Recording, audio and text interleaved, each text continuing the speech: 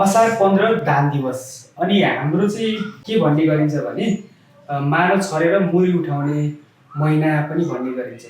त्यसै गरी हाम्रो चाहिँ विभिन्न विद्यालय कलेजहरूको चाहिँ सोसल मिडियाको वालहरूमा र युट्युबका वालहरूमा चाहिँ नानी बाबुहरूले धान रोपेको चाहिँ देख्यौँ। तर वर्षौँभरि धान रोप्ने किसानहरूले कसरी काम गर्छन् भन्ने सङ्घर्ष चाहिँ उनीहरूले बुझेनन्। त्यो एउटा महत्त्वपूर्ण प्रश्न होला। र यसमा चाहिँ विशेष गरी दही चिउरा पनि खाने गरिन्छ। हामीले सानैदेखि पढ्दै आएको र शिक्षक भइसकेपछि पढाउँदै आएको के थियो भने नेपाल चाहिँ विश्वमै जलस्रोतको चाहिँ दोस्रो धनी देश हो, पहिलो चाहिँ ब्राजिल हो भनेर चाहिँ पढ्दै आएको थियो। हामीले के सोच्थ्यौँ भने अब जलस्रोतको धनी हुन चाहिँ के गर्नु पर्ला, पहिलो हुन चाहिँ जस्तो पनि लाग्थ्यो। तर पछि गएर थाहा पायो कि आधिकारिक रूपमा यसको पुष्टि कतै छैन रहेछ भनेर। विभिन्न वाद विवाद प्रतियोगितामा हाम्रो भाइ बहिनीहरू अहिले पनि एकदम राम्रो राम्रो तर्क प्रस्तुत गर्छन्। तर समस्याको कुरो के छ भने नेपाल सरकारले चाहिँ हामीलाई आधिकारिक रूपमा कृषि प्रधान देश भनेर कतै मेन्सन गरेको चाहिँ छैन रहेछ। यो चाहिँ हाम्रो चाहिँ गफकाफको चरणमा विद्यार्थीहरूलाई पढाउँदा विद्यार्थीहरूले पढ्दा निस्किने विषय मात्रै रहेछ।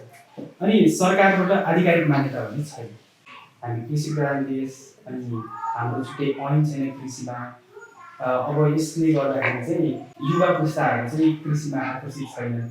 पहिलाका बुढापाकाहरूले जति पनि कृषि गरिरहनु भएको छ, अहिलेको कृषकहरू जो हुनुहुन्छ उहाँको दोस्रो पुस्ताले अब कृषि गर्नु भएन भने के हुन्छ।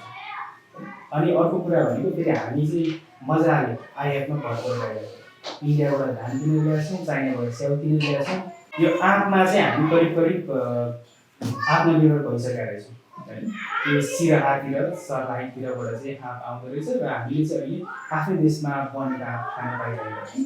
तर यो बाहेक अरू जस्तै यो गहुँ, धान, चामलहरू जुन हामीलाई चाहिन्छ बेसिक निडको लागि, त्यसमा चाहिँ हामी आत्मनिर्भर भइसकेको छैनौँ। भोलिको दिनमा यदि बोर्डर बन्द हुने अवस्था आयो भने हामीलाई चामलको सर्टेज, धानको सर्टेज पनि चाँडै भएर सक्छ। अनि अर्को अब युवा पुस्ताहरूको आकर्षण छैन भन्दाखेरि पनि अब युवा पुस्ताहरू पढि पनि रहेछन्, एग्रिकल्चर अध्ययन गरिरहेछन्। अघिल्लो वर्ष जब इजरायलमा चाहिँ हमासले चाहिँ हमला गर्यो, त्यतिखेरको हामी सबैले एकदमै जुन घटना नहोस् भनेर हामीले सोचेका थियौँ। तर अफसोस के भयो, बिपिन जोशीलाई चाहिँ बन्धक बनाएको र पछि उहाँलाई हामीले सकुशल फिर्ता पाउन सकेनौँ। बिपिन जोशी चाहिँ एग्रिकल्चर नेपालमा पढ्न गएको, तर नेपालमा एग्रिकल्चर पढेर फेरि काम चाहिँ फेरि उहाँको इजरायलमा गरिदिनु भएको। भनेपछि हाम्रो युवाहरूले चाहिँ कृषि पढेको होइन कि एग्रिकल्चर चाहिँ पढिरहेको छ। भनेपछि जुन चाहिँ हाम्रो नेपालको लागि काम लाग्दैन भने चाहिँ विदेशको लागि काम लाग्छ। हो नि, यो दक्ष जनशक्ति निर्माण अनि कृषिको आधुनिक प्रविधि, कृषि उद्यमशीलतालाई चाहिँ उद्देश्यलाई पुरा गर्नको लागि नेपाल सरकारले पनि सिटियुटी मार्फत विभिन्न प्रकारका कृषि कार्यक्रमहरू चलाएको देखिन्छ। तर वर्षेनी धेरै युवाहरू यसमा संलग्न पनि भएका छन्, शिक्षा पनि हासिल गरेका छन्। तर हजुरले भने जस्तै यसको उद्देश्य त खास नेपालमा नबसेर विकसित राष्ट्रमै आफ्नो भविष्य खोज्ने जस्तो देखिन्छ क्या। यो सबैबाट के बुझिन्छ भने नेपालको कृषि चाहिँ केवल घरमै नियमित खानको लागि, दैनिक उपभोग गर्नको लागि वस्तु उत्पादन गर्ने मा मात्रै सीमित छ। यसमा आधुनिकीकरण, प्रविधि जस्ता कुराहरू अथवा हजुरले भने जस्तो युवाहरूलाई कसरी अगाडि ल्याउने, यसलाई नै व्यवसायीकरण होइन, निर्यातमुखी कृषि कसरी निर्माण गर्ने भन्ने कुरामा चाहिँ स्वयं एउटा परिवारले, समाजले अथवा राज्यले पनि काम नगरेको जस्तो चाहिँ देखिन्छ। भनेपछि युवाहरू चाहिँ कृषितिर आकर्षित छैनन्। अब यसको लागि के गर्न सकिन्छ? अब राज्यको पनि त ध्यान आकर्षित हुनुपर्ने आवश्यक छ नि त। राज्यले यसको लागि प्रभावकारी नीति निर्माण गर्नु पर्यो होइन। अब कृषकहरूको लागि एउटा विशेष योजनाहरू निर्माण गर्नु पर्यो।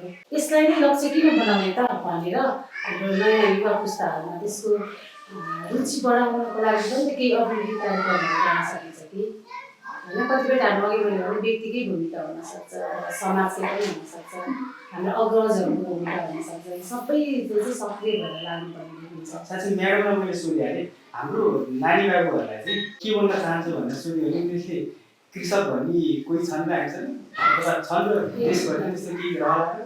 मैले अहिलेसम्म चाहिँ कसैको पनि होइन, कुनै पनि बालबालिकाहरूको चाहिँ कृषक बन्ने त अवश्य नै देख्दैन।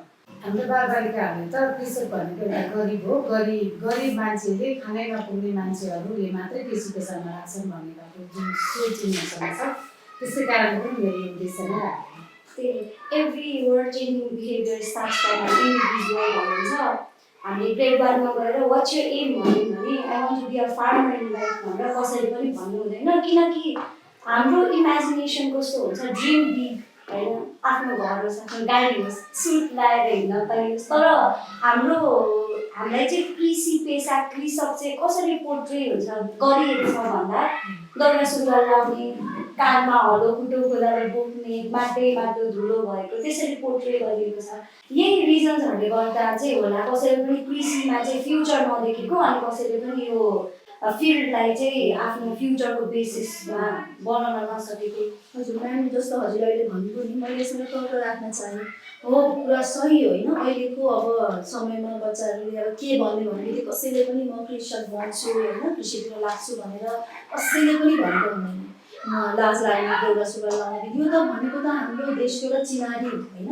र कता कता म यो एउटा चाहिने हाम्रो शिक्षक र अभिभावकहरूको कमी कमजोरी पनि देख्छु यो कुरामा, किनकि एउटा प्यारेन्टिङ रोल हुन्छ र एउटा टिचर्सले पनि आफ्नो बच्चालाई गाइड गर्नु, जुन एउटा नर्चर लेभल हुन्छ बच्चालाई गाइड गर्ने, शिक्षक शिक्षिकाहरूको कर्तव्य हो कि हामी आफ्नो नानी बाबुहरूलाई राष्ट्रको मौलिकता के हो, पहिचान के हो, र हाम्रो यसमा के गरिमा लुकेको छ, यो त हाम्रो आफ्नो सोल रेस्पोन्सिबिलिटी जस्तो लाग्छ, बच्चाहरूलाई दिनुपर्ने हो। र यसमा कता कता जस्तो अब हजुरहरूले नोटिस गर्नुभयो होइन, जस्तो प्राचीन कालदेखि नै हामी सबैलाई थाहा नै छ, जस्तो पुस्तकहरूमा होइन किसानहरूको कृषि क्षेत्र सम्बन्धी, किसानहरूको जीवनको सङ्घर्ष, नृत्य, गीत, आफ्नो हुन्छ नि छन्द कलाहरू प्रस्तुत गर्दै आएको कविहरूको आफ्नो छुट्टै, उहाँहरूले आफ्नो छुट्टै प्रस्तुति दिनुभएको नेपालको एउटा चिनारी, अनि आफ्नो के भन्छन् आफ्नोपनको एउटा जुन झलझलको एउटा होइन प्रतिबिम्बित हुन्थ्यो। त्यो चाहिँ अहिले कता कता म नौलो जुन न्यू पब्लिकेसन्सहरू जुन बुक्सहरू लन्च भएको छ नि, त्योमा कुनै केहीमा पनि कुनै मौलिकताकोमा कुनै पनि एउटा थोपो पनि म भेटाउँदिनँ। अनि म्याम, म एउटा प्रश्न सोध्न चाहन्छु हजुरलाई, के कारणले यो हाम्रो मौलिकता हराउँदै गएको हो त? हजुर के प्रश्न चाहनुहुन्छ त यसमा? हाम्रो आजको टपिकको मेजर त्यो जिस्ट नै के छ भन्दा कृषि पेसा, कृषि प्रधान देश भनियो तर कृषि पेसा कता छ, खोज्नु परिरहेको छ कृषि पेसा भन्ने विषयमा छ। र मलाई चाहिँ लाग्छ मौलिकता भनिराख्दाखेरि अहिलेको यो ग्लोबलाइजेसनको वर्ल्ड, मोडर्नाइजेसन भन्दै हामीले जुन यो ग्लोबल सिटिजन भनेर अहिलेको यो हरेक सेक्टरमा यसलाई अघि बढाउँदैछौँ, हामीलाई चाहिँ मौलिकता झल्काउने भन्दैमा हामीले फेरि पनि त्यो छन्द कवितामै खोज्ने, थिएटरमा गएर नाटकमै खोज्ने, 2-3 घन्टाको चलचित्रमै खोज्ने त्यो जेनेरेसन चाहिँ अहिले छैन जस्तो लाग्छ मलाई। अटेन्सन स्प्यान एकदमै कम भएको जेनेरेसन, 5 सेकेन्ड्सले उनीहरूको अटेन्सन ग्र्याब गरिरहेको छ भने अहिलेको जेनेरेसनले चाहिँ सबै यो फास्ट पेस्ड जेनेरेसन भइरहँदा त्यस्तो कुराहरू खोज्छ। र हाम्रो इभेन्चुअली हाम्रो यो कन्भर्सेसनको जिस्ट पनि के हो भन्दा एग्रिकल्चरलाई चाहिँ कसरी हामीले त्यसमा चाहिँ अटेन्सन ल्याउने भन्ने कुरा छ। यसमा चाहिँ मलाई एउटा रिसेन्ट इन्सिडेन्ट याद आयो। हाम्रो प्राइम मिनिस्टर बालेन शाहले चाहिँ से चिज डिडिसीको चिज भनेर एउटा पोस्ट हाल्नुभएको थियो, and that post got around 5 lakh likes अन्त 48,000 जति कमेन्टहरू थियो त्यसमा। अहिले मैले देखाउन खोजेको चाहिँ लाइक र कमेन्ट होइन कि यसको रिजल्ट चाहिँ के भयो भन्दा नेक्स्ट डेमा मार्केटमा डिडिसीको याक चिजको डिमान्ड चाहिँ 30%ले बढ्यो क्या। बिग मार्ट भाटभटिनी जस्ता मार्केटहरूमा हाम्रो डिडिसी याक चिजको डिमान्ड बढ्यो। सो अहिले चाहिँ कस्तो जेनेरेसन छ भन्दा मार्केटिङ, ब्रान्डिङ कसरी गर्न सक्यो, हाम्रो नेपाली प्रोडक्टमा त्यो पोसिबिलिटी छैन रहेछ र के त्यो पोटेन्सियल छैन रहेछ र छ, तर हामीले मेबी खालि ट्रेडिसनल अप्रोचेस मात्रै युज गर्न खोजेर चाहिँ हामीले यो ग्लोबल वर्ल्ड, इन्टरनेसनल मार्केटको एक्सपोजर नपाएका हौँ कि मौलिकता राख्न सकियो, मौलिकता आफ्नो देखाउनु पर्छ, तर मौलिकता मात्रै भनिराख्दाखेरि हाम्रो कृषि पेसा नै धरापमा भएको चाहिँ मैले फिल गर्छु। धान दिवस केवल कृषि कार्यसँग मात्रै नभई यो एउटा हाम्रो परम्परा अनि मौलिकता र किसानको एउटा जीवनको सङ्घर्ष पनि यसले झल्क्याउँछ होइन। र मलाई के लाग्छ भने यो मौलिकता, यो जुन किसानको जीवनको सङ्घर्ष छ र पहिचान छ, यो चाहिँ हाम्रो आउने नयाँ पुस्ताले पनि यसको बारेमा त्यति होइन बुझ्नुपर्नेछ, आकर्षक हुने गर्नुपर्नेछ, आकर्षित गर्नुपर्नेछ। हो, हजुरले भन्नुभएको त्यो ठिक हो। युवा पुस्ताहरू अब हाम्रो चाहिँ अहिले आएर एग्रिकल्चरमा कृषिमा चाहिँ मुख्य गरी आकर्षित छैन होइन। हाम्रो अहिले पढिरहेका नानी बाबुहरू पनि त्यो अधिकांश चाहिँ यो तपाईँको 100% नै चाहिँ उनीहरू कृषिमा चाहिँ जान चाहन्न। उनीहरूलाई आकर्षण कसरी गर्ने त हामीलाई मौलिकता पनि जोगाउनु छ, हाम्रो पुरानो संस्कृति पनि जोगाउनु छ। अब अहिलेको समयमा चाहिँ अब ट्रेन्डिङ सङ्गीतहरू कस्तो छ त भन्दाखेरि अब ऱ्याप सङ्गीत पनि नेपालमा एकदमै चर्चामा छ होइन। उखान टुक्का गर्ने केपी शर्मा ओलीलाई चाहिँ जो उखान टुक्का त हाम्रो संस्कारकै एउटा पार्ट हो, उखान टुक्का गर्ने केपी शर्मा ओलीलाई चाहिँ ऱ्याप हामी तान्ने जितेका छन्। अनि यो हेर्दाखेरि चाहिँ अब जुन हाम्रो अहिलेको पपुलेसन डेमोग्राफी भने डेमोग्राफीको कम्पोजिसन पनि कस्तो भइरहेको छ भने अधिकांश चाहिँ युवाहरू छन्। अनि अधिकांश युवाहरू चाहिँ बाहिर बसिरहेका छन्, अस्ट्रेलिया, अमेरिका, युरोप, खाडी, इन्डियातिर बसिरहेका छन्। र उनीहरूले बाहिर बसेको अवस्थामा चाहिँ अब हाम्रो मौलिक सङ्गीतहरू, मौलिक कविताहरू, कथा वाचनहरू यो सबै सिक्नु त सम्भव भएन। उनीहरूले के सिके भने त्यहाँनिरको समाजमा जे चलिरहेको छ त्यही सिके। अब यो मौलिकता बचाउने हाम्रो मिसनलाई यसलाई साइड बाई साइड लान सकिएन, कुनै एउटा तरिकाले बचाउनु पर्छ यसलाई पनि। तर अब अहिलेको समयमा हामीलाई युवाहरूलाई चाहिँ कृषिमा आकर्षित गर्नको लागि चाहिँ मलाई के लाग्छ भने अब यो ऱ्यापकै शैलीबाट जानुपर्छ किन। अधिकांश जेनजीहरू छन् अहिलेको जेनेरेसनहरू, त्यो जेनेरेसनमा हामीले अट्र्याक्ट गर्न सक्यौँ भने त पछि गएर अल्फा बेटा जेनेरेसनहरू कसरी आउँछन् त फेरि। अनि अर्को कुरो भयो हाम्रो अहिलेको सरकारले पनि मलाई लाग्छ कृषिमा एउटा नोटेबल बजेट नै छुट्याएको छ। अनि अर्को एउटा के भन्छ एक गाउँ एक प्रविधि समथिङ यस्तै एजेन्डामा चाहिँ सरकारले बजेट छुट्याएको रहेछ।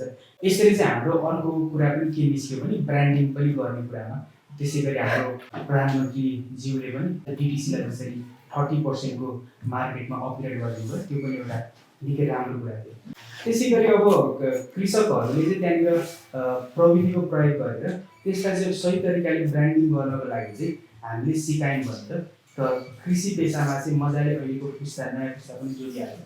अनि अर्को सरकारले चाहिँ अहिले जुन तरिकाले चाहिँ अब धान कसरी रोप्ने, गहुँ कसरी रोप्ने अथवा नयाँ नयाँ बिउहरू कसरी रोप्ने भनेर सिकाइरहेको छ, त्योभन्दा नि बढी चाहिँ केमा चाहिँ फोकस गर्दा ठिक होला भने नयाँ पुस्तालाई नै आकर्षित गर्ने भने चाहिँ पहिलो ब्रान्डिङ, कृषकले रोपेको चिजलाई बजारमा पुर्याएर चाहिँ राम्रो चिज भनेर बेच्नको लागि सिकाउनु पऱ्यो, ब्रान्डिङ गर्न सिकाउनु पऱ्यो। अर्को कुरो चाहिँ प्रविधिको प्रयोग चाहिँ कृषकहरूले म्याक्सिमम कसरी युज गर्न सक्छन् भने चाहिँ त्यसमा चाहिँ हामीले जोड गर्नुपर्छ जस्तो लाग्छ मलाई। अनि त्यसै गरी अहिले त हाम्रो इनोभेसन मिनिस्ट्री भनेर पनि छुट्टै पनि छ। इनोभेसन मिनिस्ट्रीको अहिलेको हाम्रो मन्त्रीज्यू महावीर पुनज्यूको आविष्कार केन्द्रमा पहिलादेखि नै अब त्यसको नोटेबल रिजल्ट आयो कि आएन त्यो रिजल्ट माग्ने बेला भएको छैन। तर त्यहाँनिर जुन तरिकाको प्र्याक्टिसहरू भएका छन्, जसरी चाहिँ युवाहरूले गएर चाहिँ आफ्नै तरिकाले खोज अनुसन्धान गरिरहेका छन्, त्यस्तै कार्यलाई बुस्टिङ गरेर चाहिँ हामीले युवा पुस्तालाई आकर्षित गऱ्यौँ भने त मलाई लाग्दैन कि अबको भोलिको जेनेरेसनमा चाहिँ हामीले कृषिमा खासै असर पर्न सक्छ। Exactly sir, agriculture needs commercialisation. अहिले पहिला जस्तो जीविकोपार्जनको लागि मात्र नभएर हाम्रो कन्ट्रीको जिडिपी नै इन्क्रिज गर्ने गरी हामीलाई चाहिँ एग्रिकल्चरबाट रिटर्न चाहिएको छ। अनि यो चाहिँ हामीले हाम्रो नेपालको मौलिकता जोगाएर अझै हाम्रो एसेन्स देखाएर चाहिँ इन्टरनेसनल मार्केटमा हामीले इन्ट्रोड्युस गर्नुपर्ने छ। एक दुईवटा इक्जाम्पल्सहरू यसको पनि छ। हाम्रो गुल्मी र पाल्पाको हाम्रो नेपाली कफीलाई चाहिँ इन्टरनेसनल मार्केटमा प्रिमियम कस्टमा बिक्री भइरहेको पनि देख्न सकिन्छ। यो त एक दुईवटा उदाहरण मात्रै हो म्याम होइन। अहिलेको परिस्थितिमा हेऱ्यो भने पनि नेपाल चाहिँ आयातमै निर्भर छ कि होइन। हाम्रो चाहिँ धेरै जसो वस्तुहरू चाहिँ भारत र चीनबाट नै आयात भइरहेको छन्। अब यो यसरी हेर्दै गर्दाखेरि के देखिन्छ भने नेपालमा सानोतिनो कुरा एक दुईवटा सुरुवात त भएकै छ, त्यसलाई त पक्कै पनि प्रशंसा गर्नुपर्छ। तर हामी अझै पनि परम्परागत कृषिमा छौँ होइन। सानो सानो टुक्रे जमिनहरूमा खेतीपाती गर्नेमा निर्धारित छौँ अनि वर्षामै निर्भर छौँ क्या हामी, जसको कारणले चाहिँ कृषकहरूले न त वस्तुको राम्रो उत्पादन गर्नु पाएका छन्, न त आफूले उत्पादन गरेको वस्तुलाई बजारसम्म पुर्याउनै सकेका छन्। अब यो सबै कुरालाई सन्तुलन गर्न चाहिँ हामीले हेर्नुपर्ने चाहिँ भियतनामलाई हो कि। हामी जस्तै होइन, हाम्रो र भियतनाममा हेऱ्यो भने के देखिन्छ भने हावापानी समान छन् है। अनि भौगोलिक विविधतामा पनि हामी उस्तै उस्तै देखिन्छौँ। अनि नेपाल र भियतनाम दुवैमा चाहिँ धान उत्पादन एकदमै राम्रो छ कि। दुवैले धानलाई चाहिँ मुख्य खेती बनाएर उत्पादन गरिरहेका छन्। अनि हाम्रो र उनीहरूको ग्रामीण क्षेत्रको कृषिको एउटा मुख्य आधार पनि अर्थतन्त्रको मुख्य आधार पनि कृषि नै देखिन्छ।